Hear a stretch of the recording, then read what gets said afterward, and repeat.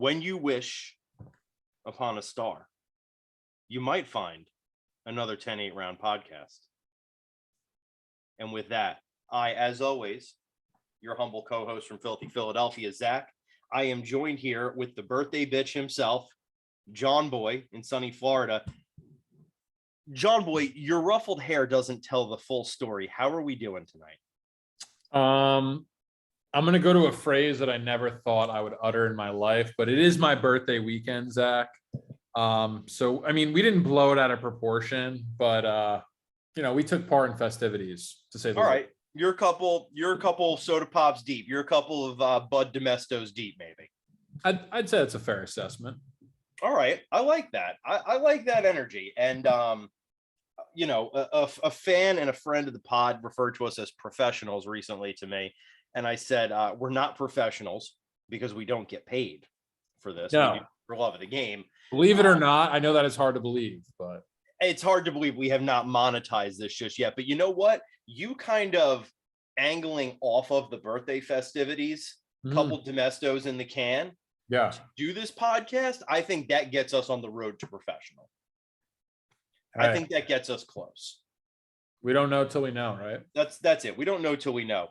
We've got a few things to talk about this week. Not a ton to talk about this week. However, couple things I got to get out of the way. Number one, Super Trey Scales from North Star MMA competed for the Gut Check Championship last Saturday. Stepped in the ring, absolutely starched his opponent en route to a third round TKO. Glory Kickboxing Rules fight. So congrats to Super Trey. The kid looked phenomenal. He is now our legal department's favorite fighter of all time. He's 18 years old, has the maturity of a full-grown adult. And of course, in local martial arts competition fashion, right? They bring the fighters out, they're ready to get the card started, and then they find out there's no EMT in the building. So Trey Scales has to sit. He's warmed up. He's ready to fight. He's warmed. He's peaked. He has to sit in the ring and wait for like a half an hour for an EMT to get there. Was the EMT needed at the end of it? The EMT was not needed. I think that for insurance reasons, they just cannot go forward without the EMT. No, absolutely. I just wanted to. Was it a stunning knockout? What are we looking at here? So it really wasn't. It was just absolutely solid kickboxing on display. Eventually, Trey's opponent's corner kind of threw in the towel. He was getting lit up pretty good. Trey wore him down with the leg kicks, beat him up pretty good, and then eventually had just kind of dialed in his number and was throwing him a pretty substantial beatdown. So that's a 10-8 tip of the cap to Trey Scales, Super Trey. Be on the lookout for that young man. There's going to be a gold belt around his waist one day. I don't know in what martial art it will be in, but there will be a gold strap around that kid's waist. Number two, another friend of the podcast, Gianna Vedino, aka Killer G, another absolute murderer coming out of North Star MMA here in Filthy Philadelphia, is competing for, I think, Freedom Fight Promotions is what it's called, up in New York on July 1st. Check North Star's page on the gram if you want to tune in for that one. I cannot recommend it enough. Last time Gianna fought, I was away. I was somewhere else. I watched highlights of that fight, and I told her I was glad I was not there because I was worried that when she got charged for assault, we might all be brought in as co-conspirators. All right, that's good news. That's good. She rained holy hell and elbows upon her opponent until a referee pulled her off. Gianna is just an absolute murderer. She earned the nickname Killer G several times over. So if you're looking to expand your horizons a little bit, maybe you like MMA, but maybe you like the stand-up. Maybe that's your game. Well, I cannot recommend Full Rules Muay Thai strongly enough, and I cannot recommend Killer G, Gianna Vedino enough if you want to watch Muay Thai. That's the business we had to get out of the way. I had three things. That's the business. Are you ready for the pleasure? Let's hear it. You ready for this? Let's do it. I told you we had a birthday surprise for you. Let's hear it. This was pretty big. I mean, I don't want to, hype it up. And this is brought to you by one of the earliest friends, one of the biggest supporters of the pod, Lauren C. You'll all know Lauren C. She is the woman who tweets about us every week, and also the woman who has a dark sexual fantasy involving Abraham Lincoln. Lauren C. put this together for your birthday. This is a birthday present for you. People that John Boy shares a birthday with: Cyndi Lauper, John Dillinger. That's pretty fucking cool. Aaron Brockovich, Kurt Warner. That's fucking lit. And noted MMA hater Meryl Streep. Really? I think I might have known that. Yeah. Meryl Streep. Meryl Streep. All right. On this day, on your birthday in history, are you ready? Wow. Yeah. 1944. President Franklin Delano Roosevelt signs the GI Bill. 2011. Notorious Boston mobster Whitey Bulger arrested after 16 years on the run. Damn. 2001, and this is a good one. Fast and the Furious is released. And you know how we feel. June 26th. On your birthday in 2001, one of, I think, the greatest action movies of all time comes out. And because this is a combat sports podcast, on your birthday in 1937, Joe Louis knocks out James Braddock at Chicago's Comiskey Park for the World Heavyweight Boxing title. Wow. And for people looking to expand their palate out there, I cannot recommend enough the short story, The Night Joe Louis Won the Title. It's a fantastic short story detailing Joe Louis's boxing career and what it meant to his community when he won the title. People who died on your birthday: 1969. Let's go. Judy Garland. Okay. I don't know if I want to hear these, but okay. Oh, there's only two. Your last one. 1987. Fred Astaire. Oh. Now, here's the one Lauren C. really put the work in for. Really? MMA fighters who share your zodiac sign. You are a Cancer. Yes. Thug Rose Namajunas. Okay. The notorious Conor McGregor. Let's go, Lauren. John Bones Jones. Yeah. Cody No Love Garbrandt. Okay. We were at the top. You can only, once you're at the top, you can only go down, right? Oh, I don't know. These last two are kind of good.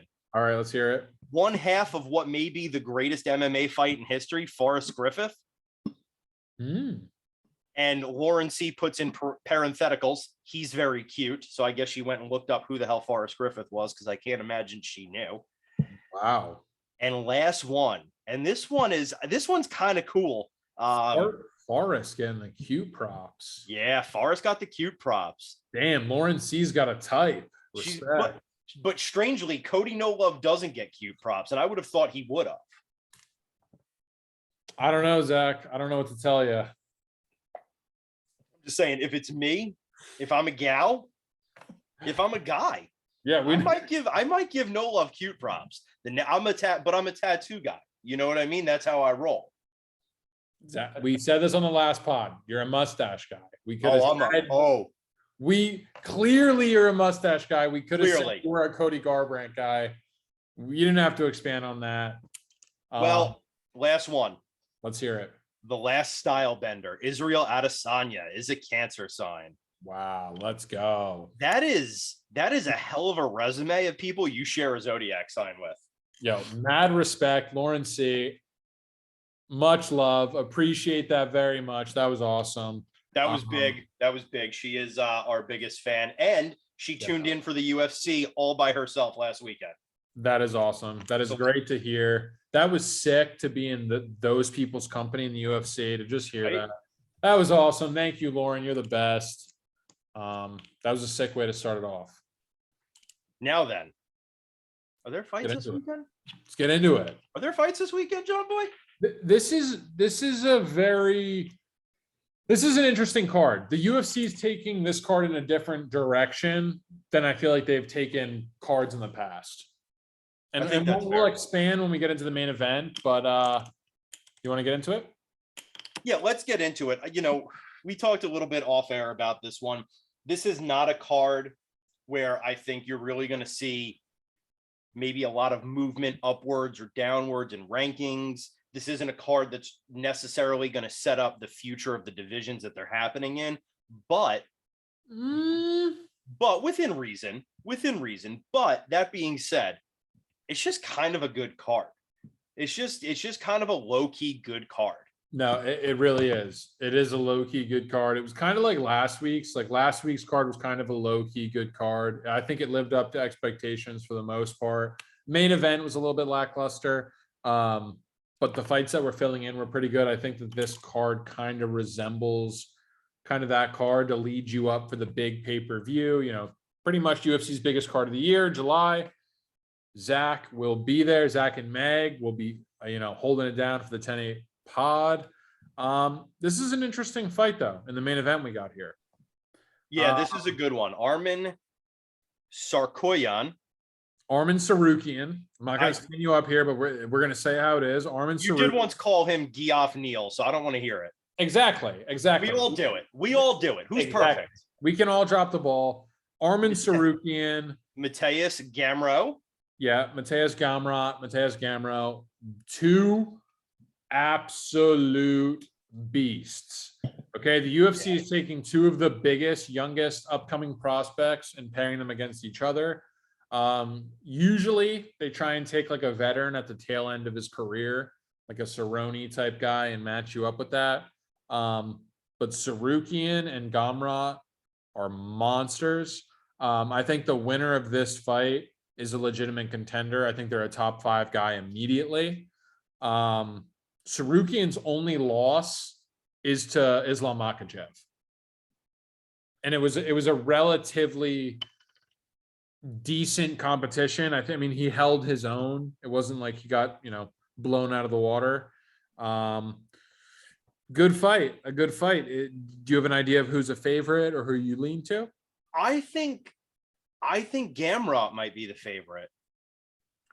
I didn't do my due diligence this week, but I'm almost 100% positive that Arman Tsarukyan is like a -200 favorite here. -290.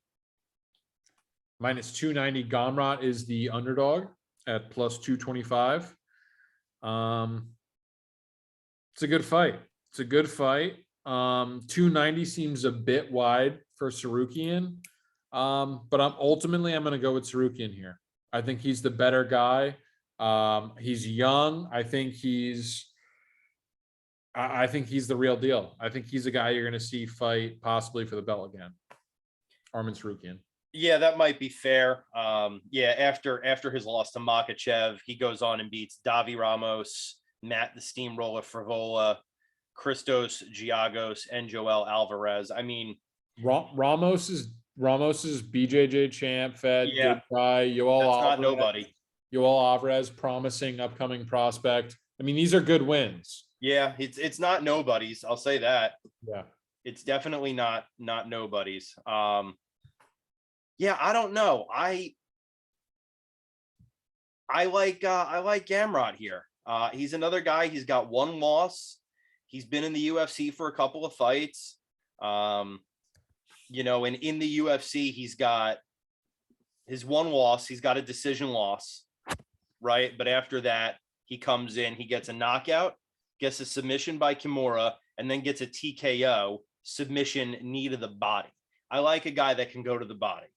So I'm kind of on Gamrot here. I don't know if I'm going to feel that way tomorrow morning, but as we are recording, I'm kind of on Gamrot. We'll see. This is a low-key, really good fight. These guys aren't they're not household names, but they're big up-and-coming prospects. I mean, you can just look by their records, right? Like 20-1, Gamrot. I think Tsarukyan has one loss as well. He has two, but his first loss was like years ago in some Russian promotion to somebody we've never heard of. And since then, it looks like he's figured out the secret formula to being good at fighting. Yeah, and I mean, and his wins over Yoel Alvarez too, his last win that he's coming off of was like an absolute mauling. Like he absolutely beat the living breaks off of a guy who people thought, would have held his own. I like Armin Tsarukyan here, but I understand why you like the plus 225. I think Tsarukyan's just the better fighter overall. So he's going to get my money here, but I think we're going to see a good fight. I don't think it's going to be a breeze for Tsarukyan at all. Yeah, I don't think it's going to be a breeze for either of these two gentlemen on their way to victory. I think they both have a little bit of an uphill battle. Co-main event, we got Neil Magny coming in against Shavkat Rakhmonov, and I think you said it best. I think you said it best pre-pod. I think Neil Magny might have a bad night. Yeah, no, Shavkat Rakhmonov, undefeated, absolute beast. Yeah, it's a tough boy. This guy is a monster. With that being said, do you think what do you think he's lined at here in this one?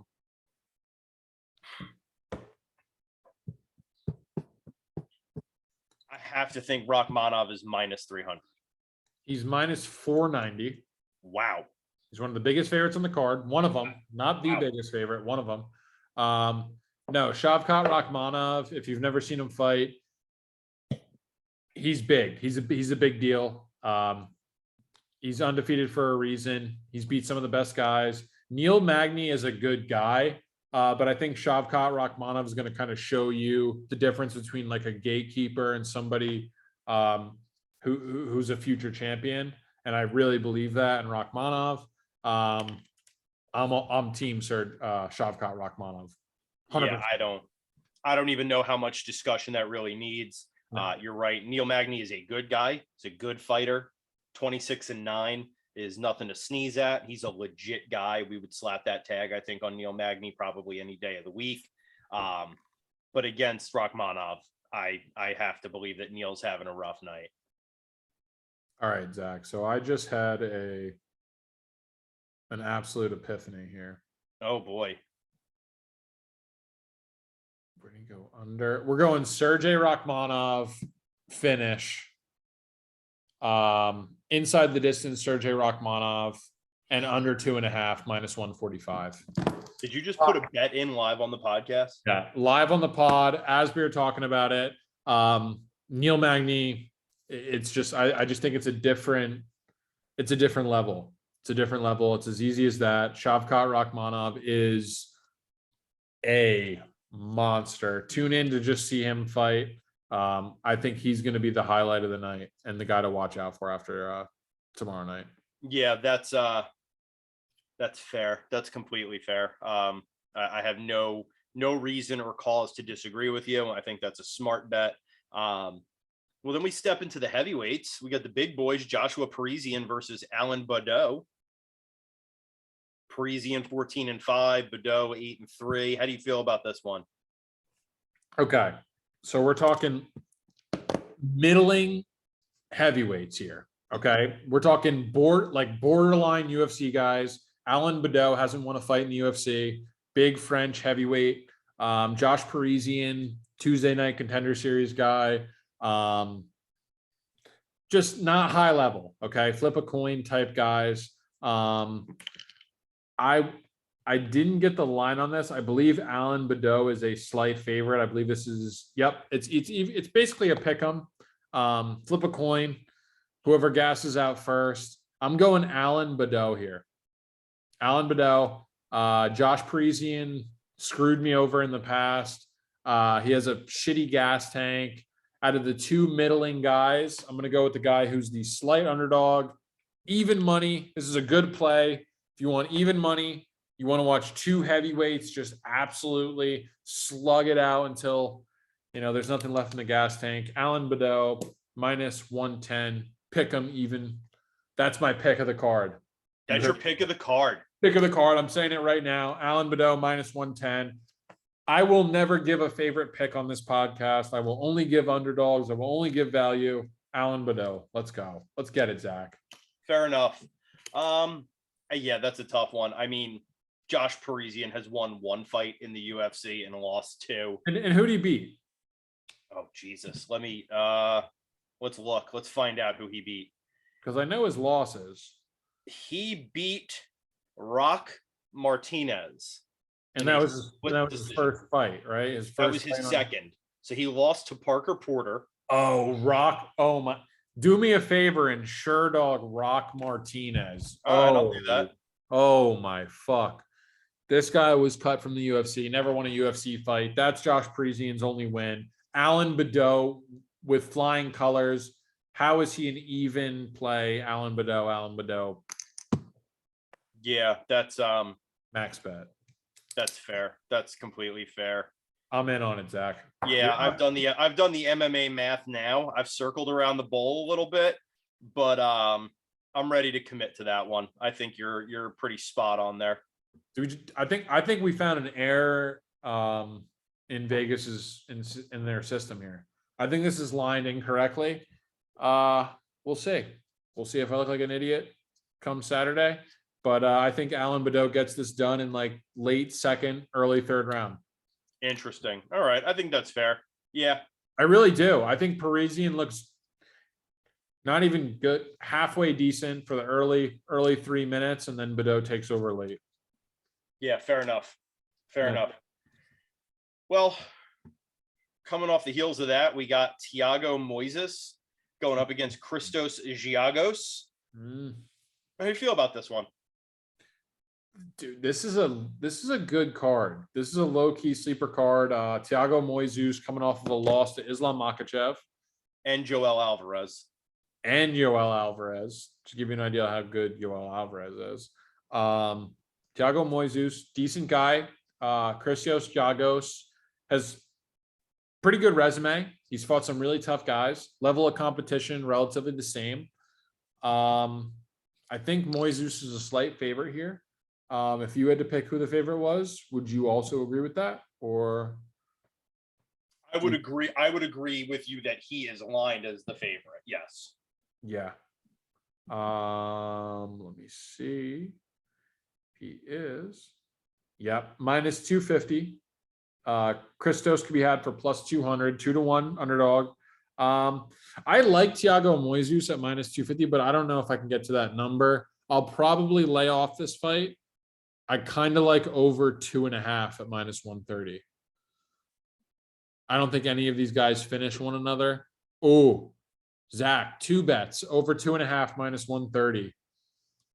That's another bet placed. This might be a little bit of a snoozer. I think these guys feel each other out over the course of 3 rounds. Watching you place bets live on the podcast makes me think that either I'm going to ask if I can stay in the guest room of your mansion one day, or you're going to ask me one day if you can stay in the guest room of my row home once you've really bottomed out. And I don't know which it is. Like, I don't know which to think is going to win out here, but I think it's going to be one of the two. Yeah. What's that island? What's that island in Miami with all the mansions on it? Where's Trump's house in Miami? The Pink House, and there's mansions, and you got to go over. Oh, that's not Miami though. You're talking Mar-a-Lago. It's everything to me in that part of Florida is Miami. Mar-a-Lago. Where are we going here, Zach? Whatever the fuck. The point being, either you, as the shark better that you are going to be living high on the hog there. Yeah. Or you're going to show up hat in hand in Philadelphia, maybe with Frank in tow, maybe not, but you're going to be asking to stay in the guest room. And I want you to know when that day comes, if that day comes, you've always got a place in the guest room as long as you don't mind sharing with the 2 cats that live here. You want to know the best part about it? I appreciate that. One, I appreciate it. 2, we get the whole ride on this pod at the 10-8 round podcast. So you guys get to see it firsthand. Which is it? As the ESPN alert comes in, I love it. Which is it?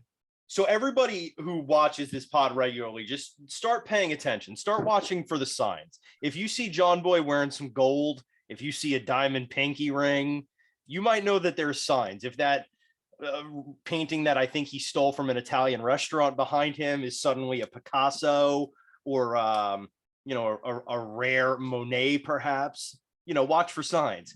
If on the other hand, you start seeing a lot of 5 o'clock shadow, if those Bud Domestos turn into steel reserves, if suddenly IT girl hasn't been seen in 3 or 4 weeks because she's moved out, then maybe we know he's bottoming out.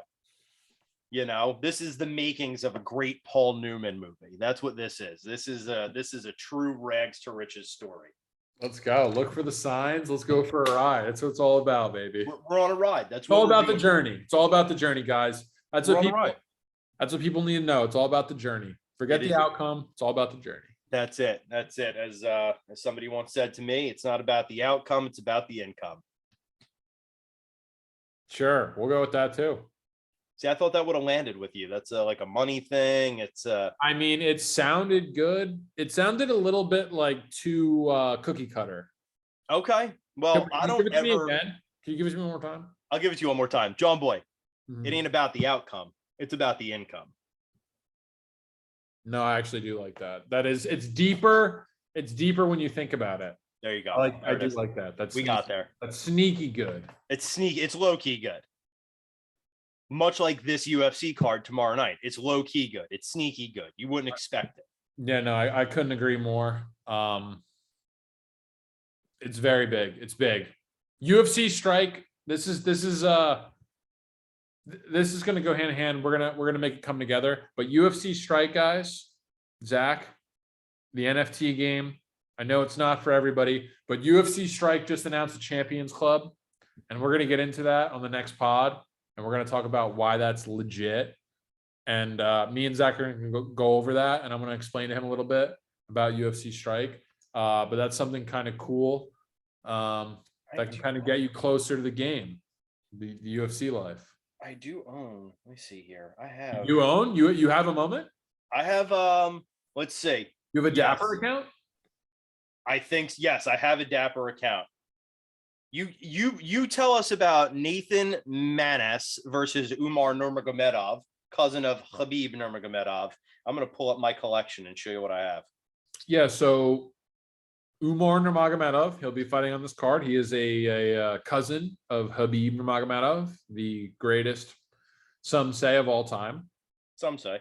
Debatable. I wouldn't go as far to say that, but it's a personal opinion. Umar Nurmagomedov. Who's your GOAT? Who's your all-time GOAT? I've never asked you that. I mean, to be honest with you, I think it's pretty clear cut. The only thing for me there is an asterisk, so that kind of gives it away. Is it Bones? I mean, yeah, it kind of has to be. I mean, if we're talking about purely resume standpoint, and we're not going to get into the who's on what and the USADA and all that, all that jazz. If we're going to go solely based off of resume, John Jones is not even close, in my opinion. Do you know what it's not even remotely debatable. It's fair. You know what we should do one of these weeks? We should sit down and kind of strength to schedule it, the time frame that they fought in, what they did in the time frame they fought in, and see if we can figure out our real pound for pound GOAT. See if there's an argument that it's not John Jones. Because I agree, off the cuff, I agree with you. It has to be John Jones, right? But I'd love to see if there is an argument, right? I mean, if you wanted to talk about like a Sakuraba from Japan, right? The Gracie killer, the guy who unseated the Gracie family. And if we went through his strength of schedule and what he did, could we make a legitimate argument? Or, whoever the fuck, there's a million people that you could sit down and Demetrius Johnson's a guy who, if we're going solely off of UFC, I mean, obviously there's like Fedor, if we're going to start getting into Pride and all that jazz, but UFC wise, Pride never die. UFC wise, I mean, there's really only 4 or 5 guys that we can really talk about. Yeah. But It's worth it. It's worth the conversation. it's a fun one. It's Maybe one week when there's no card, we'll do an hour and we'll just really get into it. Yeah, and we'll have the people give their comments, and let us down know in the comments, like let us know who you guys think the GOAT is. So I don't know if any of these are good collections. I have a Justin Gaethje. I feel like a kid again collecting fucking baseball cards. Out of how many? I have 22,435 out of 23,970. That's not good. It's not good, right? No, we don't want that. It's not good. This one, again, every one I have is out of 23,970. That's not good, Zach. We don't want that. But one of them is a little bit special to me. Okay. One of them I do kind of hold near and dear. I have Tai Tuivasa knocking out Greg Hardy at UFC 264. I'll put that sucker up on the screen. I mean, that one's special to me. That one, it lives in here. So you're saying Champions Club. I don't know what it is, but I'm excited to learn more about it. I mean, a brief description of it. If you go in the search bar and you type in champion, there are champion moments, and they are labeled out of 99. They're numbered out of 99. I don't know. 99 out of 99. So the mint count is 99 moments total. No more, no less than 99 moments. Basically, it is the fight that made the fighter the champion at the time. So it's the fight that got them there. I own one championship moment. Joanna Jędrzejczyk knocking out Carla Esparza. Love you, JJ. To become the first women's European champion of all time, UFC history. And basically you get a bunch of perks, VIP, certain stands, and a bunch of stuff. We'll get into it in another episode. But UFC Strike, check it out. Some cool perks and some stuff if you like to follow, UFC closely. Well, let's come on back. We were talking Umar v. Nathan Manis. Yeah. I have to imagine Umar's the favorite here. Yeah, minus 1,200. Oh my God. This is kind of like, this is how I'd have to imagine, Zach, like if you were probably like Nate Manis, I'd be Nurmagomedov, like a minus, if me and you got in there, like a minus 1,200, like that type of line. Yeah. Like if that, like a fair line for us that Vegas would see would be similar to this one. So you're saying John Boy versus Zach from Filthy Philly, you're saying it would be lined at minus 1,200. I'm saying I'm definitely in the Nurmagomedov corner. Yeah. Okay. So I'm going to tell you right now, that's a fight where the dogs are barking. The dogs are barking on that fight. I'm going to say bet the dog in that fight. I am, however, not going to tell you to bet the dog when it's Nathan Manis. I am not going to say that. Yeah, I don't think I can get there either. Minus 1,200 in any fight is a stretch, especially the UFC. We're going to like Bellator, PFL type lines with this one. But I mean, Nate Manis isn't all that good though. Like, I don't know. Like, I mean, he's not all that good. I mean, he's 14-1, so his record's nothing to sneeze at. Who was his last win? Oh, let's see. There was a lot of controversy in it. His last win was over Tony Gravely, and he knocked him out in the second round. And he basically was knocked out in the first round. 4 minutes and 59 seconds. He went unconscious. Bell rang. He woke up.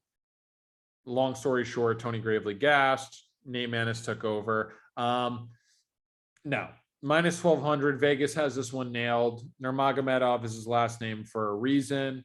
There's nothing to look into here. This should be. But when the odds are that crazy, the odds are that insane. No. Don't you want to just put $10 on it? No. You don't? No. What's $10 pay off on that? I don't even care. What, like $70? Either way, I mean, that is heavy. That's one of those ones, like, I'd rather get the sweet vanilla cold brew at Starbucks the next morning.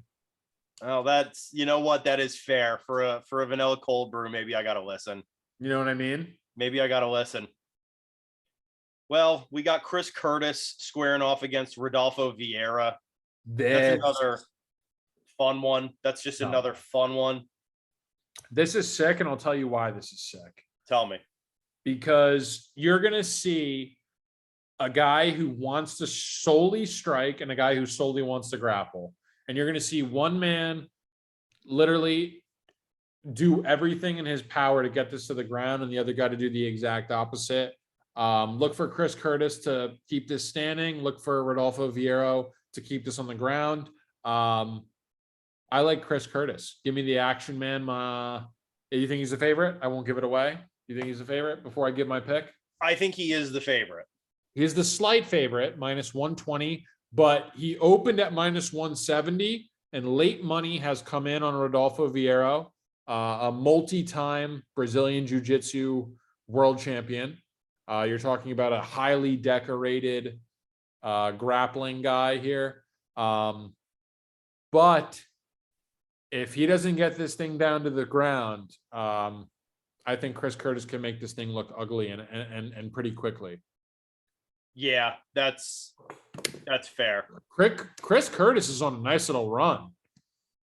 Chris Curtis, he's got wins over Phil Hawes. Yes. As an underdog. And knocked him out.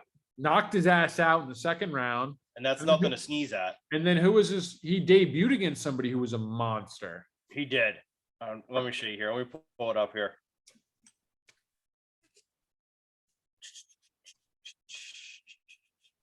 Chris Curtis. Let me go to the tape here. So Phil Hawes was his UFC debut. Okay. After that, though, he beat Brendan Allen. Another TKO. Jesus. So he knocks out Brendan Allen and he knocks out Phil Hawes, who are two absolute beasts right now in the UFC. I think his last loss was in PFL. He was in PFL. He fought for the championship. He lost, got knocked out. But no, Chris Curtis, super legit guy on a super legit run. I was watching an interview where he was saying he would rather fight than fuck. So if you have that mentality at this point in time, you've got my money as far as I'm concerned. You better really like fighting. So yeah, Chris Curtis, action man, minus 130. Let's load up, baby. I love it. Now, do you know who Chris Curtis does have a loss to in 2014? It's kind of interesting. He does. He's like 29-8, so he does have like a couple like eye-open losses, but they're earlier in his career. The guy loves to fight. But this is interesting. I know that much. Lost to Bilal Muhammad, which isn't a bad loss. Not a bad loss. Interesting. Where did they fight? Let me pull it up for you here.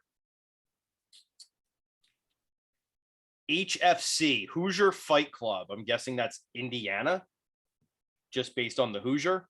Yeah, that's interesting. All these fight organizations. Yeah, and all of these guys who end up making it to the UFC actually crossing paths in Hoosier fight organizations. Yeah, it's interesting, right? And MMA is still one of those places where you can still kind of do that trajectory. You said 2014? 2014. It's 8 years ago.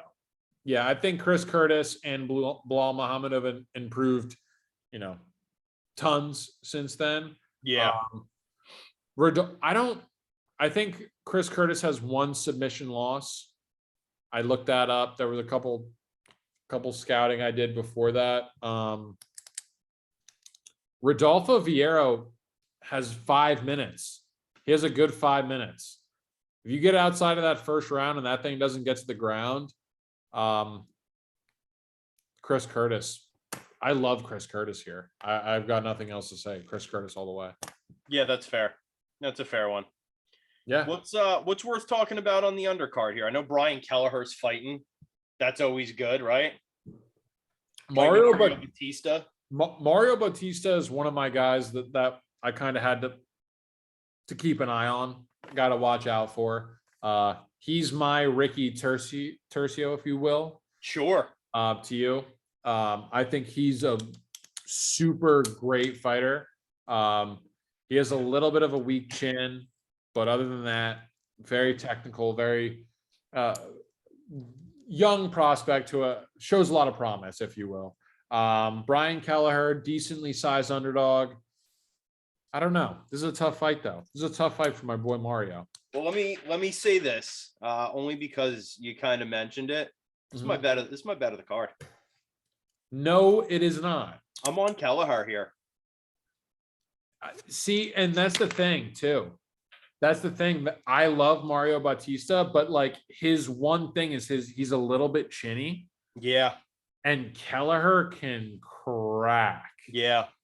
Why? What is that? Is that with the avenue of victory that you were also envisioning? Yeah, I'm on Kelleher pretty heavy here. So Mario Batista's 2 losses. He's got a submission loss and he's got a knockout loss. You know, Brian Boom Kelleher has 8 knockout victories and 10 submission victories. So this is a guy that can bang, and this is a guy that can get busy on the ground. And this is so his record's 24-13, and you don't want to call that a great record, but that's a ton of experience, right? Whereas Batista is still a little bit young. And look at his last fight, right? Umar Nurmagomedov. Like you're talking about a guy who's fought everybody. You know, you're talking about a guy who has fought inside Literally the top everybody. 10. Literally, Brian Kelleher has fought everybody in the UFC. And this is stylistically, this could cause some problems for Batista. I'm on Brian here. That's my bet of the card. I'm on Brian Kelleher. You have the exact number. I think it's like plus 220. I do not have the exact number. I rely on you for numbers. I don't deal with Yeah, numbers. I slacked today on the numbers, but It's all right. I believe it's around the 220 number. We do know he's a dog here, but that's funny that you say that. And I love that you're picking dogs as your plays of the week, Zach. I think there's integrity that we Like, bring to the table that I'm not willing to compromise. And see, I respect that for somebody who doesn't really gamble a lot to come in and just really have a lot of confidence in some of these big 2-1 underdogs. I respect that. You know, you never got anywhere sitting on the porch, right? While the big dogs hunted. You want to get somewhere, you got to go out with the big dogs. I'm out here with the big dogs. That's the way it is. Exactly. Shoot or shoot. That's it. Shoot or shoot. Let the chopper sing. Facts. Anything else you want to talk about on the undercard, on the prelims? I just wanted to get to that one because it's my pick of the card. I know there are some other good ones on there that worth tuning in for. Tafon Nuchikwi, Carlos Olberg, Israel Adesanya training partner, Carlos Olberg, if you're interested in, you know, kind of what New Zealand has to offer out of that camp. Pretty technical kickboxer. That should be an interesting fight. I think we pretty much covered it. Brian Kelleher is plus 150. That is his price tag, his number. I thought it was going to be a little bit better, to be honest with you. Yeah. I don't know, Zach. Minus 177 has a little bit of a temptation for me. Yeah. JP buys Cody Durden. We'll lay off that.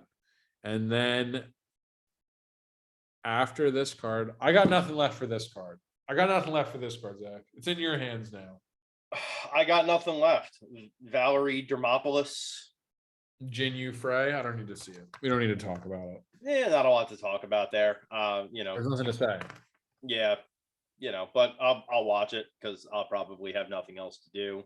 I'm gonna watch the shit out of it. Yeah, I mean, if I were to pretend to give you an assessment of it, that would be. You know. I got nothing. I got nothing for you. You know, our legal department is in Charleston, South Carolina right now. I am left to my own devices.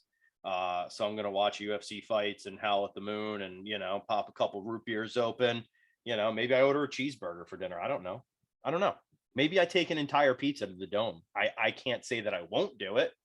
So maybe I do it. I don't know. I can't say I'm not hungry after you just said that. It's Friday night. I'm hungry. I'm starving. Shit could get sloppy tonight, but we'll see. As well it should. You're the birthday bitch. This is your week. Get after it. Birthday weekend, dude. You might have to get after it.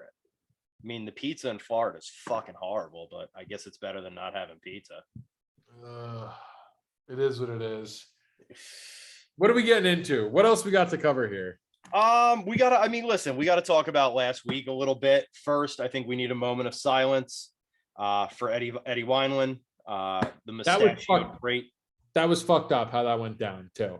By the Didn't way, let him leave his gloves in the cage. that was fucked up. So Eddie, if you're listening, and I suspect you might be, I just want you to know this mustache that goes out to you, brother. Thanks for the career. Thanks for the fun. Always a game guy, always down to fight. Listen, he took a lot of L's, but he was always game. And we love a guy who's always game. So Eddie, Real salt of the earth. that's it. A real grinder. Yeah. Real just it felt good when Eddie Wineland won, You're always rooting for Eddie Wineland. Can I tell you, and this is what kind of put me on Eddie Wineland so many years ago. I don't remember which UFC Xbox game it was. I want to say I was still living in my 1-bedroom shack in West Philadelphia, a young law student. I splurged on the UFC game, big What purchase console? for me on Xbox. I'm an Xbox guy. Thank God. I knew that there was a reason I liked you. Come on, never PlayStation. Fuck out my house. Never that. Those Sony guys, you gotta fucking keep an eye out. But all right, bricks. So I buy the game. I invite my buddy Steve over to play. Steve knows zero about the UFC. Steve knows zero about fighting in general, but he's down to play some Xbox and hang out. And we probably did order a pizza and chilling, and I'm like, well, this will be good. Steve doesn't know what the fuck he's doing. So I'll be able to figure out the buttons and not get starched and whatever. Steve picks Eddie Wineland because he looked cool, had a lot of tattoos, and had a really cool mustache. And it did not matter who I picked in that fucking game. He starched me with Eddie Wineland. Eddie Wineland may not have had the career he deserved, but he went about 30-0 one night like 10 years ago. I was just about to say, this must have been an old fucking game. It was an old game, and Eddie Wineland starched me. UFC UFC 1 or 2. Yeah, it might have been UFC 2, I think, is probably what it was. Yeah. Yeah, I got fucking lit up like the 4th of fucking July in a West Philadelphia apartment by Eddie the Mustache Wineland. Yeah, I mean, they did him dirty. They should have at least given him a post-fight interview. I thought he deserved it. Oh, he more than well deserved it. Wasn't like a champion or anything like that, but definitely, he did his thing in the UFC, a staple of the UFC, a legend in the UFC. And like we both said, we always tuned in. Props to Eddie Wineland. Mad respect. Big props to Eddie Wineland. Well, my pick of the week did not hit last week, but yours did. It did. And that's why you don't bet against Philadelphia. No.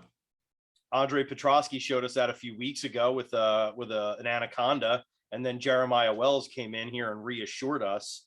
So number one, big shout out to Mike Wilcox, who told us to be on Jeremiah Wells. He did. Yeah, he fucking knocked out Court McGee, starched him. Who's never been knocked out in his entire career. No, the thing is here, Zach, we're on to something here. This Philly gym is legit. I've said it once a week. We can keep saying it as much as we want, but as long as they keep cashing tickets every single week, we don't really care. Jeremiah Wells was an underdog in this fight. First round knockout, made it look easy. Court McGee has fought a lot of guys who are high level talent, and nobody has done this to him. You're talking about a guy who beat Robert Whitaker. Yeah.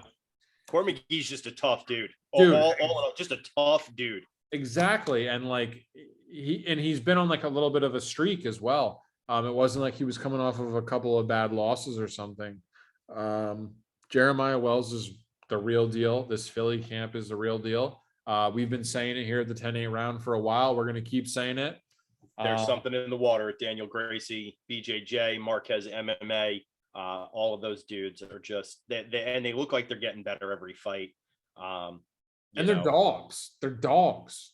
The people are discounting them. And that's the best part about it. When you're getting underdog price tags and these guys are the real deal and people just don't see it, that's when you win, man. That's the best thing you can have. Yeah, well, for another week, they stayed undefeated in the UFC. So they are still Team Daniel Gracie is still undefeated in the UFC. Congrats to them. Love to see Philly getting the props that it fucking deserves. My pick, I made a mistake last week. I made a cardinal sin. I picked against Kevin Holland, and you just never do that. The UFC's own version of Batman, who seems to be in the right place at the right time to fight crime like once a week. Also, fucking submitted Tim Means in the second round. Who fucks saw that coming? Kevin Holland, who, if you don't know, his background is a kung fu fighter, who I saw lose at Fury Grappling last December, which is why I picked Tim Means, because Tim Means is the wrestler. He's the grinder. He's going to go in there and try to get you to the ground and try to smother you. I said, all right, well, that might be a bit much for Kevin Holland. Wrong. I missed. It happens. Whatever. I'm over it. No, I mean, Kevin Holland, congrats. Whatever. No, absolutely. I mean, mad respect. You took a shot on a 2-1 dog. Tim Means. I don't think it was a bad read per se. I just think what we're seeing here is Kevin Holland fighting at the correct weight class. Yeah, 100%, and getting better there. You're talking about a guy who was fighting at 185, who fought Thiago Santos at 205. Okay, so you're talking about a guy who went 5 rounds with Marvin Vettori. So when you have Marvin Vettori trying to wrestle you for 5 rounds and Tim Means at welterweight trying to wrestle you for 3 rounds, it's a glaring difference. And Kevin Holland's made the improvements. I don't know, man. Watch out for Kevin Holland at 170. He could be an issue. He could be an issue at 170. I saw he called out Nate Diaz. I would love that fight. He also called out somebody else. He called out Sean Brady in the post-fight interview. Ooh. I would watch the shit out of that fight. That's a dicey fight. That's a fight where I don't know if that's not an easy fight for either of those guys. No, for either of those guys, that's not an easy fight. And I could sit here and rattle off the reasons that I think Sean Brady is the better pick in that fight. That's a sick fight. But that's a sick fight. Kevin Holland said he'd fight him in September. I don't know. Damn. I don't know. I have to imagine they probably met each other at the Fury card in Philly. They probably have gotten to know each other a little better. I think that's a fun fight. I'd watch that. That's a really good fight. Yeah. A really good fight. Yeah, I watched that. That's the fight to make as far as I'm concerned. Listen, if Bilal Muhammad won't sign on the dotted line to fight Brady, I mean, he's got to fight somebody. It might as well be Kevin Holland. Yeah, man. Bilal Muhammad. He's still waiting for that Makhachev fight that I just don't think's coming. I don't know. I just don't get excited to see him fight somebody. I get excited to see him fight somebody I think is going to beat him. Is that fucked up? No, it's not fucked up. I mean, that's his fighting style, right? He's a wrestler. He's not exciting. He's not. He's a good fighter. Not an exciting fighter. No. And I think, look, I'd love to see Bilal Muhammad, Sean Brady, because I think Brady could, if not match him, could stay competitive with him in the wrestling department. And I think Brady's got better hands, I think that's a more winnable fight than Kevin Holland. That's interesting. I think Bilal Muhammad is an easier fight than Kevin Holland. As I'm sitting here thinking about it, I can't outright disagree with you. For Sean Brady in particular, it's an easier fight. Yeah. I just think Kevin Holland possesses more of a threat on the feet. Yeah, I agree. And I think that's kind of where Sean Brady might have some issues, possibly. Well, but to be fair, one thing I do want to say about Sean Brady is Jake Matthews was the one guy who pieced up Sean Brady. And I was like, whoa, did Sean Brady just get exposed? Jake Matthews just had one of the most impressive performances I've ever seen in my entire time watching the UFC, from where a fighter has went, from where he started to where he's at. So that Jake Matthews win was really a good thing for Sean Brady. It was Yeah. just, damn, like, holy shit, this guy fought, a guy who was super legit on the feet. Yeah, So, and Sean did go on to beat Matthews. he did. No, he did beat him, but there were holes that I saw that could be exploited, potentially down the road in that fight that you had never really seen with Brady before. And that's kind of where I was going with that. Yeah, those two may be on a collision course to see each other again one day. Who knows? Last fight to talk about: Calvin Kattar versus Josh Emmett. You had some feelings. You were in your feelings, as Drake would say, post Kattar fight. Do you want to get it out here? You want to let it go? I mean, I wasn't in my, I guess I was, but I'll go to the tape. You were in your feels. The only reason that Calvin Kattar didn't win that fight was because Chris Lee scored the 4th round for Josh Emmett. And as far as I'm concerned, the 4th round was the clearest round of any round in the entire fight. I thought that the 4th round was a clear Kattar win. I thought the 5th round was a clear Kattar win. I thought the 4th and 5th were the easiest to distinguish between any round in the fight. So for that to be the deciding factor, I don't know. That didn't sit well with me. I thought it was pretty clear. I thought it was pretty cut and dry. I thought it was 29-28 Kattar. Did you see it differently? Well, I didn't see it. I didn't see it differently. I thought Kattar won the fight. That being said, I thought you could arguably, I didn't score it 29-28 Kattar because they fought 5 rounds. Sorry, 48-47. I apologize. But I actually just got a text from Mike Wilcox, one of our previous guests. So tell Mike that we said what's up. Tell him Zach from Philly said hey, please and thanks. And no, I don't disagree with you. I thought Kattar won the fight, but here's what I'll say. Had Chris Lee scored one of the first 3 rounds for Emmett, or had scored the first 3 rounds for Emmett and given 4 and 5 to Kattar, I would feel better about it than giving round 4 to Emmett and that being the deciding factor. I thought rounds 1 through 3, they were competitive, good rounds. That was a tough fight. But I thought 4 and 5, Kattar looked like he was pulling away with it a little bit. Now, Josh Emmett's a tough dude. He didn't put him away. So if you want to say Emmett won the first 3 by a narrow margin, okay, I get it.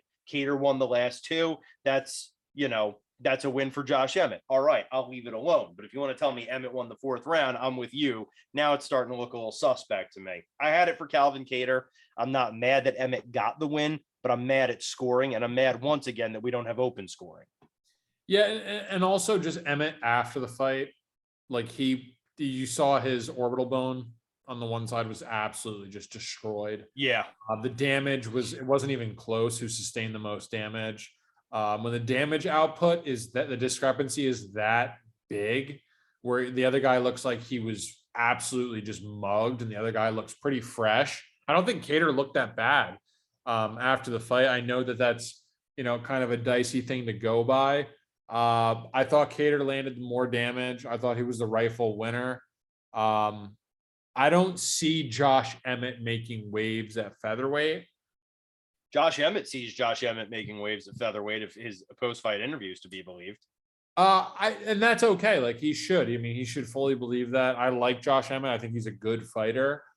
I just think when you start getting into the Max Holloway, Alexander Volkanovski, you start to get into a different, a different tier. I don't think Josh Emmett's ready for that. Yeah, you're in a different stratosphere there. And I mean, even if you think Josh Emmett won the fight over Calvin Kattar, you've got to acknowledge the closeness of the victory.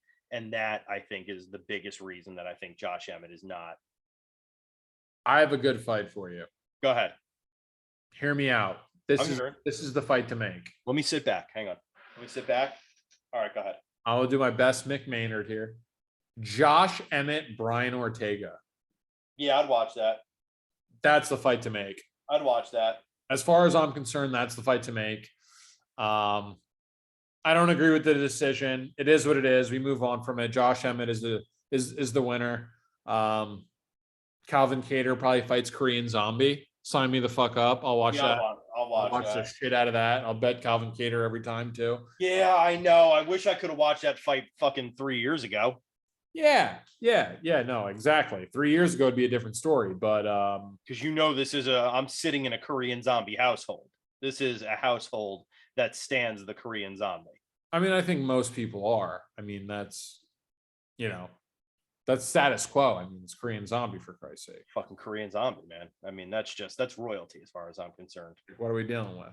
I'm not saying I stand for the national anthem, but I do stand for the Cranberries Zombie, because in this house, we give that the reverence it deserves.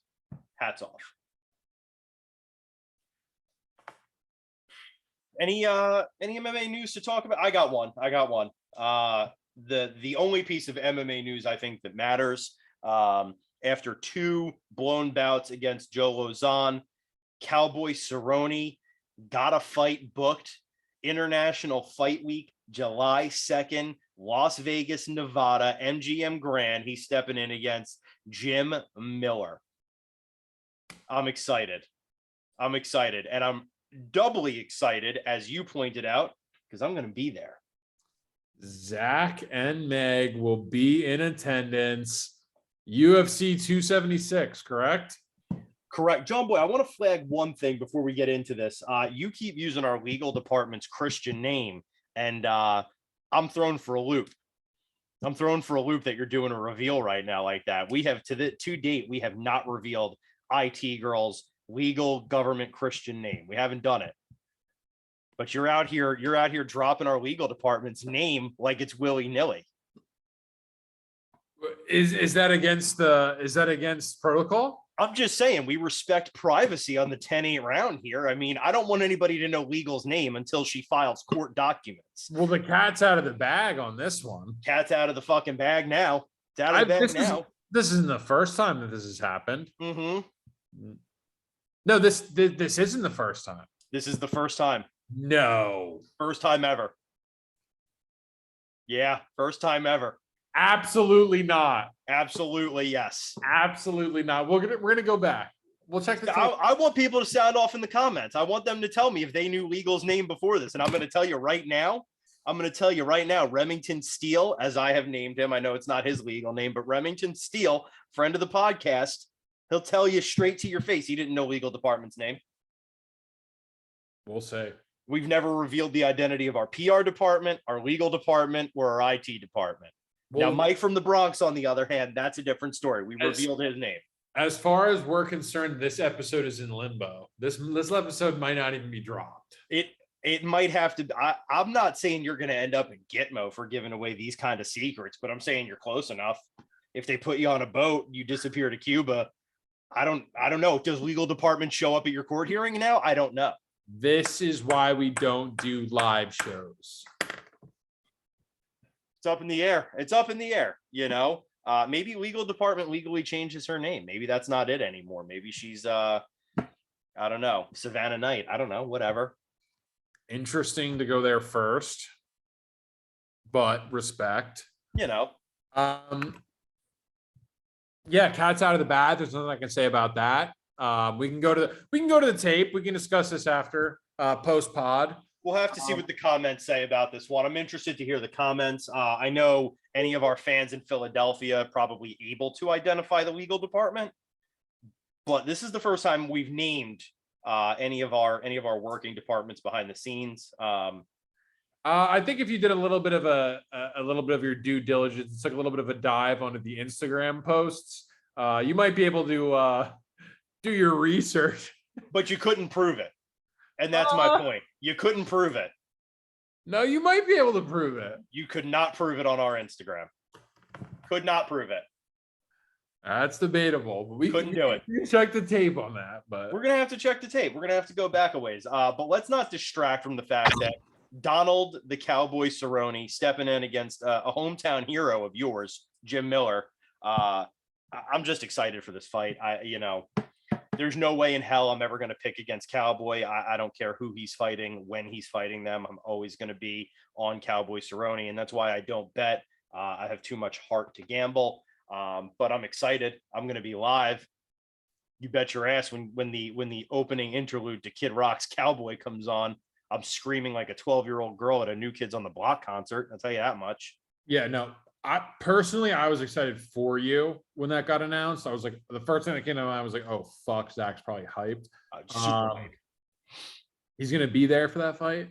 For that to be announced on as short notice as it is, to get that announced is just, it's the icing on the cake right there. What more could you ask for? I mean, you got to know Cowboys on the BMF ranch right now, throwing a cooler full of Bud Heavies and his 2 kids into the back of the RV, hopping in it and just taking a drive to Vegas. Probably stop off along the way to do some dirt biking. That's a good fight too. That's a good fight. It's a good fight. Both guys kind of veterans of the UFC. You know, both guys, by their own admission, probably on their way out of the UFC. Not a lot left to prove, except that they can still get in there and fight when they're called upon to do it. First fight in Vegas for you? This will be my first time ever in Las Vegas. I have never been to Sin City. Wow. Yeah. Wow. Yeah. Everybody's just pray for Zach. Pray for Zach. It's going to be a hell of a weekend. Yeah, we're going to hell of a weekend coming up. UFC 276. Not this weekend, but the following. Stacked pay-per-view line, headlined by Israel Adesanya, Jared Cannonier. So excited. So excited. I'm just beside myself with excitement. I don't even want to get into it too much right now, because early next week we're going to drop the Fight Week pod. That's going to be huge. And that's going to be nutty. And I don't want to say too much. I might try to put together a little contest for our loyal listeners. You and I'll talk off air. We'll see if we can get it in the works, but I have an idea, and maybe from it an oak tree grows. But I don't want to get into Fight Week yet, because I'm too hyped for our next pod. Let's go. Any other MMA news to talk about, or are we kind of finite? I think let's let the week unfold. We'll see how these fights shape up this Saturday, and take it from there. Well then, folks, as always, call your mother, tell her you love her. We out. Peace.